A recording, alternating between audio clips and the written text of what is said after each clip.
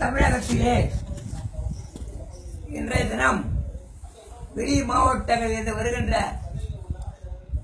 உணவுப் பொருட்களை, நிவாரணப் பொருட்களை அகில இந்திய அதிமுக ரவுடிகள் ஜெயலலிதா படத்தை ஒட்டினால்தான் வண்டி போகும் சென்னைக்கு என்று காஞ்சிபுரம் டோல்கேட் அருகிலே மடக்கி வைத்திருக்கிறார்களாம். கிட்டத்தட்ட 50 வண்டிகளுக்கு மேல் இருக்கின்றன. பெங்களூரிலிருந்து ஒரு பெண்மணி எனக்கு தகவல் கொடுக்கிறார். உண்மையிலேயே வேறு நினைக்கிறது. ஜெயலலிதாவின் ஆட்சியா இல்லது தமிழக அரசின் ஆட்சியா நடக்கிறது தெரியவில்லை. ரவுடிகளுக்கு எல்லாம் ஊக்கம் கொடுக்கிற ஜெயலலிதாவே, உன்னை பழிவாங்க புறப்பட்டு விட்டான் ஆண்டவன். ஒழுங்காக இருக்க சொல்லும் அதிக ஆட்களை, இல்லை என்றால் புறப்பட்டு விடுவான். டிராபிக் ராமசாமி காஞ்சிபுரம் வருகிறேன், டோல்கேட்டுக்கு வருகிறேன். உங்கள் அனைவரையும் எந்த செய்வார்களே தெரியாது. ஜெயலலிதா புரிந்துகொள். உங்கள் உறுப்பினர்களை அடக்கவில்லை என்றால் மக்கள் உங்களை அடக்கி விடுவார்கள். என்ன உங்களுடைய படகு ஒன்றா வண்டி ஓடுமா ரோட்ல நிவாரணப்படி? வெக்கமா இல்லை உனக்கு?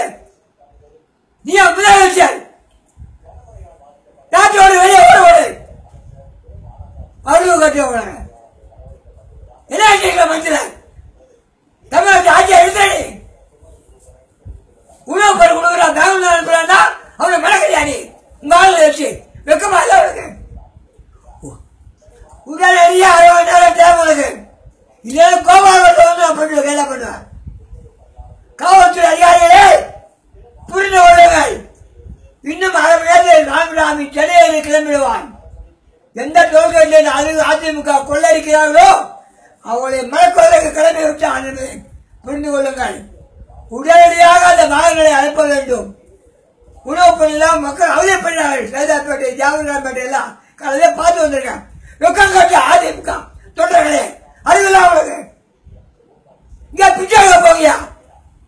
ஏன் ஜாதியா போட மறக்க சொல்றீங்க? வண்டியெல்லாம் உங்க ஒவ்வொரு கட்ட விடுறாங்க. ரொக்கம் கட்டவங்களே அகில இந்திய அதிமுகவா பொறுக்கி திமுகவா? உடனடியாக அவர்களை அங்கிருந்து விரட்டவில்லை என்றால் காவல்துறை நிச்சயமாக டிராபிக் கட்டளை விடுவார் என்பதை ஒற்றத்தை எழுக்கிறேன். ஜெயலலிதாவே புரிந்துகொள். மக்களை மதிக்க கற்றுக்கொள். உங்களுடைய உறுப்பினர்களை அடக்கி வை. இல்லை என்றால் பதவி ராஜாவை சூழ்நிலை உருவாக்கிவிடு.